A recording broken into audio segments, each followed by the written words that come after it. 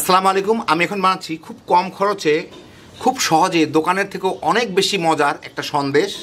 যারা মিষ্টি পছন্দ করেন নিজেরাই কম খরচে বাসায় বানিয়ে নিতে পারেন। দেখতে যেমন সুন্দর, খাইতে তেমন মজা। তো আসেন দেখি শুরু করা যাক। আমি এখানে 1 কাপ দুধ নিছি। দুধটা চুলাটা জ্বালায় হালকা গরম করে নিছি একটু। এর মধ্যে আমি আধা কাপ চিনি দিব। চিনি দিয়ে এটাকে চিনির সাথে মিশিয়ে নিব। চিনিটা যাতে গলে যায়, একটু জাল দিলেই গলে যাবে। চুলার জালটা আমি লো আর মিডিয়ামের মাঝামাঝি রাখছি। দুধটা প্রায় ফুটে উঠছে, দেখতে পাচ্ছেন সাইড দিয়ে। আমি আর দেরি করবো না। আমি এখন এর মধ্যে এটা নাড়তে নাড়তে, এখানে 1/3 কাপ সুজি আছে, 1 কাপের 3 ভাগের 1 ভাগ সুজি, কাঁচা সুজি। এইটা আমি এর সাথে দিয়ে ভালো করে মিলাই নিব যাতে দলা পেকে না যায়। এখন আমি এটাকে জাল দিয়ে সুজিটাকে সিদ্ধ করে নিব।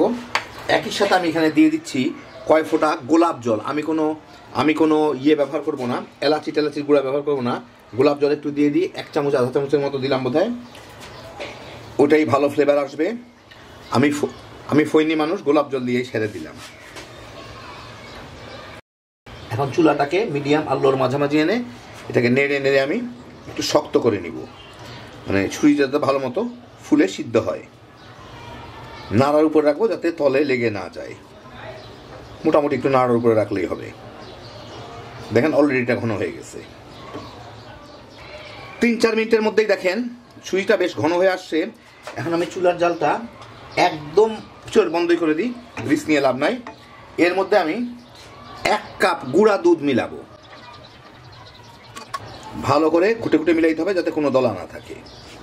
সেই জন্য সুজিটা শুকায় একটু পানি পানি থাকতেই দুধটা মিলানো ভালো, কারণ ইচ্ছা করলে পরে জাল দিয়ে সুজিটা শুকায় নেওয়া যাবে, কিন্তু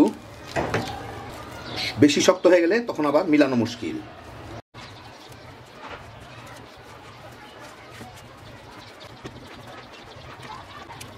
ভালো মতোই মিলে গেল। এখন আমি আবার চুলার জালটা দিয়ে এটাকে একটু নেড়ে চেড়ে জাল দিয়ে নিব, লো আর মিডিয়ামের মাঝামাঝি রেখেই।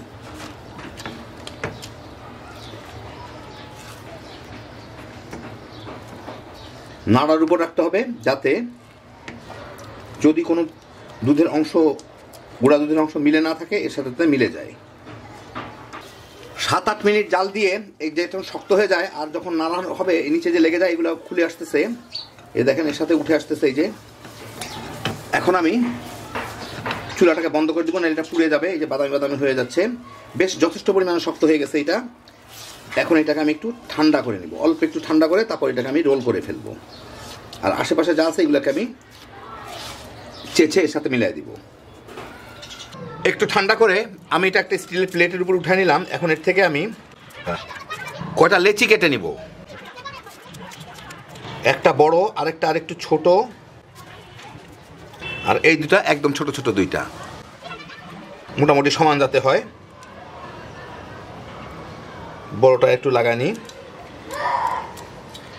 এখন এই তিনটাতে আমি 3 রকমের রং দিয়ে নিব। আমি আপনাদের একটা দিয়ে দেখাই।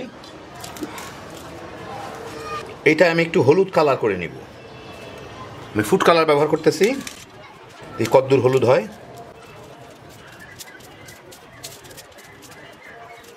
ভালো মতো মথে নিতে হবে যাতে রংটা একদম ইভেন থাকে। মোটামুটি হইল। এখন একটাকে আমি ছোটোটাকে আমি সবুজ করব আর এইটাকে আমি গোলাপি করে নিব। এইটা এই থাকবে। তো আমি এগুলাকে রং মাখাই দিলাম, একটা হলুদ, একটা গোলাপি, আর একটু বড় যেটা ছিল সেটা সবুজ, আর সাদাটা রেখে দিচ্ছি এখানে। এখন আমি এখানে একটা পলিথিনের উপরে একটু তেল মেখে নিচ্ছি। নিয়ে সাদাটাকে আমি একটু আসলে এর মধ্যেই মথে নিয়ে এটাকে আমার একটু বেলে একটা মোটা রুটির মতো করে নিতে হবে। এগুলো কিন্তু মথলেই ভিতর থেকে তেল ছাড়তে থাকে, মানে গুঁড়া দুধের একটু হয়তো ফুল ক্রিম ছিল, যাই হোক। মোটামুটি একটু মথে আমি এর উপরে দিয়ে একটা 4 কোণা টাইপের একটা রুটি বানায় নিব, একটু মোটা করে। আমি একটা বেলুনের মধ্যে একটু তেল মেখে নিছি, মানে এইগুলার মতো লম্বা সাইজের হয়। এগুলা মাঝখানে দিয়ে আমাকে রোল করে নিতে হবে। তো সেই অনুযায়ী আমি একটু মোটা ধরনের একটা রুটি বানায় নিব। এখান থেকে একটু ছিঁড়ে এদিকে লাগাই দিই। আর ঠিক সবুজটা দিয়েও আমি আরেকটা রুটি বানিয়ে নিব, এর থেকে একটু ছোট।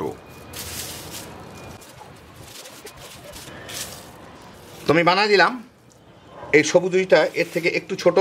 এখন এইটাকে এইটার উপরে দিয়ে দিব, সমানভাবে একটু টেনে টেনে দিয়ে দিই। এগুলো নরম আছে, টেনে দেওয়া যায় পাশ পর্যন্ত যাতে থাকে। আগে পিছে যদি একটু 19-20 থাকে এইদিকে ওইদিকে তাহলে কোনো অসুবিধা নাই, কিন্তু সাইড পর্যন্ত যাতে থাকে। দিলাম, দিয়ে এখন এই যে হলুদটাকে আমি এখানে দিয়ে দিই, দিয়ে তার পাশে গোলাপিটাও দেই। দুইটাকে একটু চেপে চেপে দিই, মাঝখানে যাতে কোনো ফাঁক না থাকে। এখন এইটাকে আমি এইভাবে চেপে ভালো মতো রোল করে দিই, মাঝখানে যাতে কোনো ফাঁক না থাকে। এই যে দেখেন রোল করে দিলাম, দিয়ে একটু এখন এই কাগজটার মধ্যেই আমি এটাকে জড়ায় নিব। জড়ায় এগুলাকে একটু চাপ দিয়ে দিয়ে ভালো মতো চাপ দিব, একটু লম্বাও হয়ে যাবে, বড়ও হয়ে যাবে। সাথে সাথে এটা ভিতরে ফাঁক টাক থাকলেও লেগে যাবে। এই যে দেখেন একদম টাইট করে রোল করে নিচ্ছি আমি।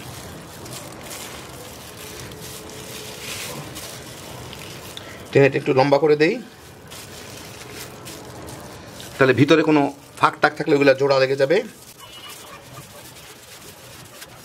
বেশ বড় হইলো একটা। এখন এটাকে আমি লাগাই নিলাম, ফ্রিজে 4-5 ঘন্টা রেখে দিব যাতে একটু শক্ত হয়ে যায় জিনিসটা আর কি।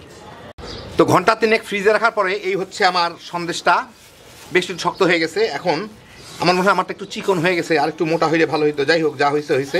এইটাকে আমি এখন খুলে কাটবো।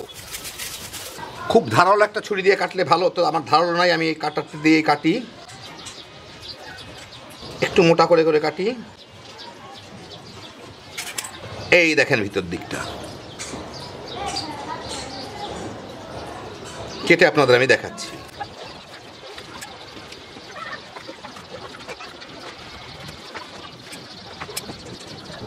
এই দেখেন হয়ে গেল, আপনাদের একটু পিরচের উপরে এনে দেখাই।